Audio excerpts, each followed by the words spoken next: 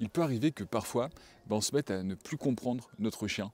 On l'a pourtant bien éduqué, on lui a appris les commandes de base, la propreté, tout ce qui lui permet de vivre parfaitement avec nous. Et pourtant, depuis quelques temps, son comportement, il change. Il est de plus en plus têtu, il obéit moins en moins à nos commandes et il développe des problèmes de comportement qui semblent en tout cas de plus en plus incontrôlables. Alors si vous êtes dans ce cas de figure ou si vous sentez qu'il y a un changement dans son comportement, je pense que cette vidéo elle peut vous aider. Et le but de cette vidéo ici, c'est d'essayer de vous donner au moins une partie de la solution pour pouvoir lui changer la vie et retrouver une sérénité qu'on avait avant. Pour trouver cette solution, il faut savoir, je pense, séparer l'éducation et l'entraînement. En fait, un chien qui va être éduqué, c'est quelque chose qu'on peut compléter. C'est-à-dire qu'on va l'éduquer sur les ordres de base, le assis, le couché, le reste ou le haut-pied. On peut lui apprendre la propreté, les bons comportements à avoir. Et une fois que c'est acquis, on va considérer qu'on a complété son éducation. Par contre, pour la partie entraînement, qui vient dans un second temps, après avoir éduqué notre chien, cette partie, elle est optionnelle. Certaines personnes vont décider que moi, je veux simplement avoir un chien qui est bien éduqué. Je ne veux pas aller plus loin parce que je n'ai pas le temps, je n'ai pas l'énergie, je n'ai pas l'envie. Et ceux qui font le choix inverse, donc le choix d'entraîner leur chien, ils vont l'entraîner en se concentrant, en construisant autour de son éducation de base. Alors cette différenciation, elle peut paraître anodine, mais pourtant elle a son importance, parce que nos chiens aujourd'hui, c'est des chiens de famille. Alors qu'à l'époque, lorsqu'on avait un chien, souvent c'était un chien de travail. Et un chien de travail, il avait un but dans la vie. Il avait des défis à relever. Il avait des sollicitations mentales et physiques constantes, parfois difficiles, parfois beaucoup plus difficiles, et donc ça lui donnait un but et des activités à faire tout au long de la journée. Si on prend par exemple un chien de chasse, un braque, son rôle à l'époque, c'était d'aller chasser les proies. Aujourd'hui, il y a encore des chiens qui vont à la chasse, mais ce n'est pas le cas de tous les chiens. Vous aviez les chiens de sauvetage, un Saint-Bernard, son rôle depuis le XVIIe siècle, c'était d'aller sauver les personnes qui étaient en détresse dans les Alpes suisses. Et on peut continuer comme ça avec beaucoup de races. Si on prend le Husky, son rôle c'était dans le Grand Nord d'aider au déplacement de biens ou de personnes. Et si je prends Mia, qui est un croisé montagne des Pyrénées et Patou,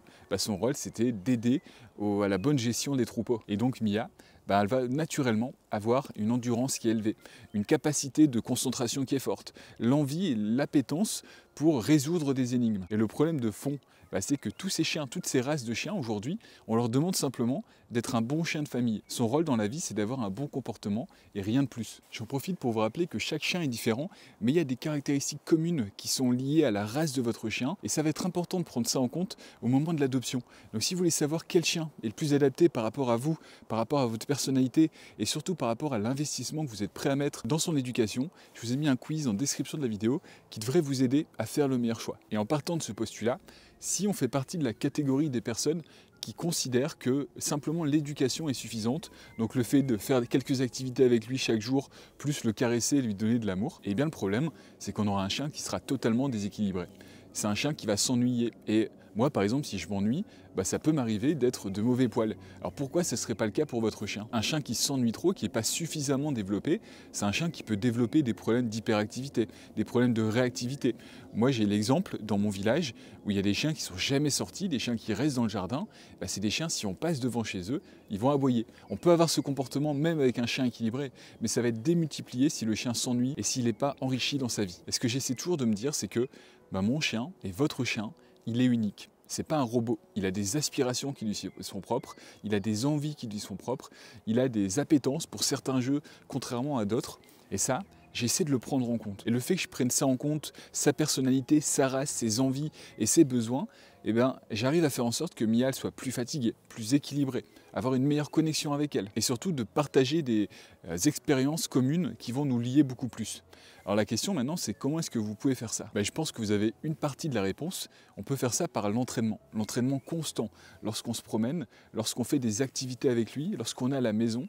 Tout ça, c'est des occasions d'entraîner nos chiens, de les stimuler et de leur apporter des activités qui vont enrichir sa vie. Et ce qui est génial, c'est qu'en fait, quand on part de ce postulat-là, il n'y a pas besoin de passer beaucoup plus de temps avec eux. Si vous passez par exemple 1 heure à 1 heure et demie de promenade par jour, vous pouvez utiliser ces moments-là plutôt que de marcher avec lui pour enrichir sa vie en lui apportant des jeux, parce que les jeux c'est un super vecteur d'éducation. La première étape que je pourrais vous conseiller, c'est de commencer à apprendre des nouvelles commandes, lui apprendre le tourne, le recul, à faire la belle, peu importe, mais des choses qui vont enrichir votre activité, qui vont faire en sorte que vous passiez des moments ensemble où votre chien va devoir résoudre des énigmes. Ça peut être des jeux par exemple de flair. Le flair est un super vecteur pour stimuler votre chien, le dépenser cognitivement, et ça peut peut être fait en extérieur, mais même à la maison. Et ça se construit en apprenant à connaître notre chien.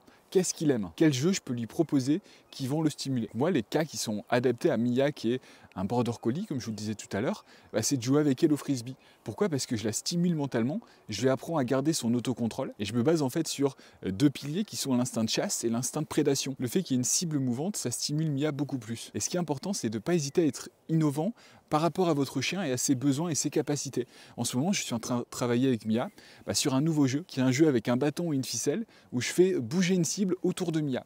Et ça me permet de travailler son autocontrôle, ça me permet de la travailler cognitivement, de passer un moment avec elle et de pouvoir travailler même lorsqu'on n'est pas en promenade, au niveau de son cardio, au niveau de son physique, parce que ça la fait bouger. Et je vous assure que si vous respectez tous ces points, si vous trouvez des jeux qui sont adaptés à votre chien, la connexion que vous aurez avec lui, son comportement, ils seront bien meilleurs. Si vous avez des questions sur le sujet, n'hésitez pas à me les mettre dans les commentaires. J'essaierai de répondre à tout le monde dans cette vidéo. Moi, je vais continuer ma promenade. Là, il y a le soleil qui commence à se lever sur mon visage, donc ça devient compliqué de filmer. Je vous remercie beaucoup d'avoir regardé cette vidéo et je vous dis à jeudi pour la prochaine. Au revoir.